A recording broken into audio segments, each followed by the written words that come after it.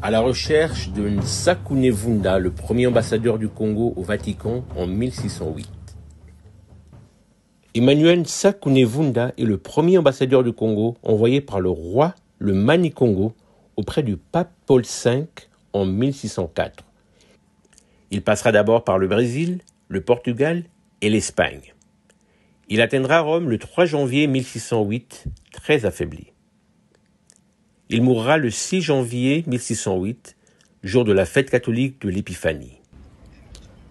Nous nous sommes rendus à la basilique Sainte-Marie Majeure à Rome, Santa Maria Maggiore. Et là, dans une des chapelles, on peut apercevoir son buste au perché. 414 ans après sa mort. C'est bien lui, Nsakunevunda, immortalisé dans ce buste en marbre, très beau et coloré. Ça m'a fait très plaisir de le voir. Bizarre, c'est comme si je voyais un membre de ma famille. Derrière son regard calme et son air honorable, je m'imagine une prestance et un respect, ou l'uzitu, comme on dit dans sa langue maternelle, le Kikongo. Les prêtres jésuites Lusalankuka et Bendabika nous renseignent que selon l'historien Richard Gray, l'ambassadeur était, je cite, un homme dans la trentaine qui était décrit à Rome par ceux qui l'ont vu comme quelqu'un aux nobles manières, pieux et dévot, aussi doté d'énergie et de prudence dans la diplomatie. Fin de citation. D'après les écrits, il semblerait qu'il serait venu entre autres pour plaider la cause contre l'esclavage auprès du pape Paul V. Ce buste de Nevunda en marbre coloré fut réalisé par l'artiste Francesco Caporale. Une fresque de Giovanni Battista Ricci au Vatican, dans la salle Pauline, représente le pape au chevet de Nsakunevunda. Tout ceci se passe 277 ans avant la conférence de Berlin, où les Européens ont divisé l'Afrique comme un gâteau. Un autre tableau représentant Emmanuel Nsakunevunda, réalisé bien après sa mort et datant de 1616, peut être admiré au palais du Quirinal, dans la salle de Corazzieri à Rome, à côté d'une peinture représentant l'ambassadeur du Japon, Hasekura Tsunenaga. Cette peinture fut réalisée par l'artiste Agostino Tasci.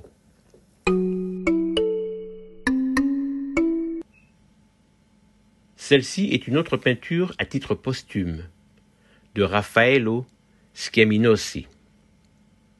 La description. Portrait posthume de l'ambassadeur congolais à Rome, l'Africain Antonius Emmanuel Nevunda, montrant un buste dans un ovale au-dessus d'un crâne entouré d'un cadre architectural avec 2 figures allégoriques de chaque côté, et 4 scènes historiques de sa vie, chacun avec sa propre légende. 1608.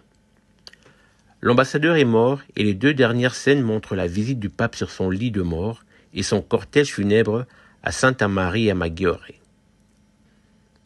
Étant donné que l'Espagne s'opposait au rapprochement du royaume Congo avec le Vatican, certains émettent la thèse de l'empoisonnement.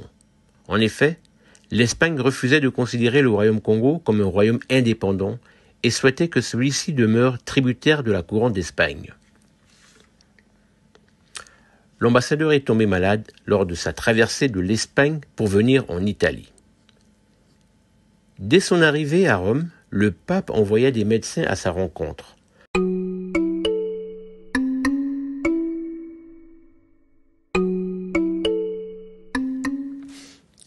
François et Jean-Baptiste, les propres frères du pape, ainsi que son neveu le cardinal Scipion Borges, vinrent accueillir l'ambassadeur Nsakunevunda avec tous les honneurs dus à son rang.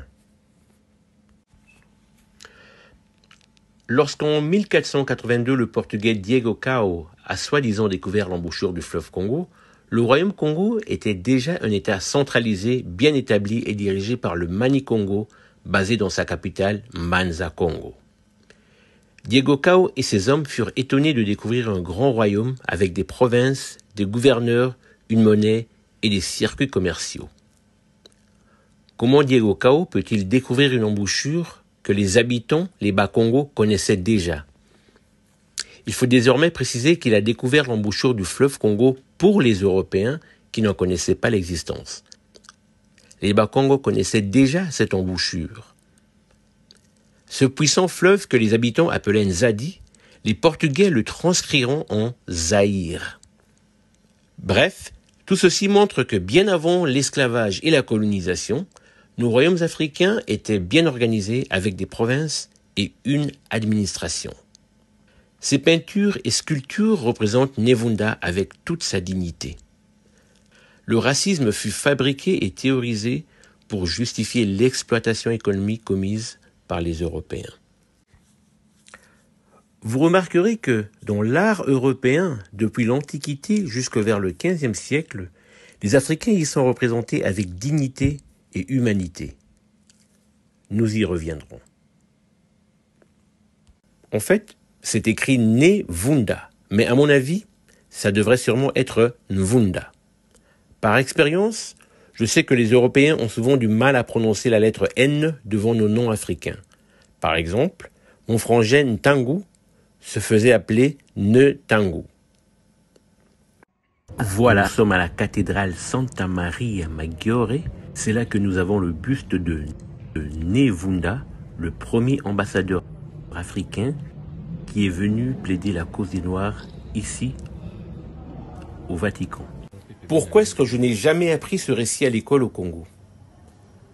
Je suis certain que très peu de jeunes Congolais savent qu'en 1608, leur ambassadeur est venu au Vatican et que son buste ainsi que des peintures attestent de son passage sur ce territoire. Voici un pan de l'histoire qu'on aurait dû nous apprendre à l'école au lieu de nous bourrer la tête avec Charlemagne ou Jeanne d'Arc. Notre programme scolaire devrait être révisé et très vite.